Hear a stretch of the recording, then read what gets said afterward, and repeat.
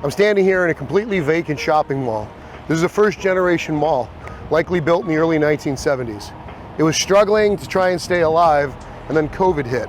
During the COVID-19 pandemic, any malls that were on the cusp of failure tipped over into failure, and the anchor tenants were lost. This is an opportunity for absolute regentrification and total redevelopment.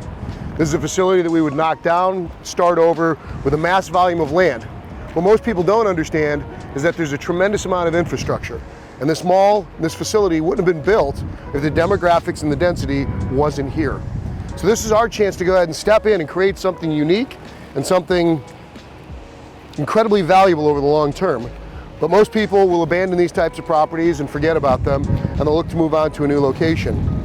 Most of these malls got into this condition because new malls were developed too close, and then the stores moved to those facilities, largely because of retailer, developer, banker, and broker greed.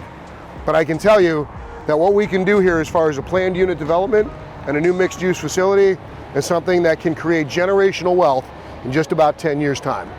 Looking over my shoulder, you can see the remnants of a once anchor tenant. That was a department store, and department stores ruled the retail landscape for more than 100 years. What I want you to understand is that many of these facilities have gone out of business, shifting tastes and buyers' needs. New ways of going ahead and delivering products to people have made these once anchor facilities that were the draw and the envy of the retail world are now gone. But our ability to go ahead and step in and repurpose those facilities by acquiring them at pennies on the dollar for replacement cost is readily available. And I want you to know, as you go around and when you see those news articles that talk about tenants that are going out of business or once iconic stores and chains that are gone forever, I want you to go back and take a look at the facilities that they used to occupy. That's a landlord that doesn't have a performing tenant, and in many cases it's a facility that can be acquired very inexpensively. So what will you do with those? Well, that's where we talk about our concepts of adaptive reuse. And adaptive reuse is anything from repurposing it with an exterior entry instead of an interior corridor entry, turning it into apartment complexes, storage facilities, and many other types of uses.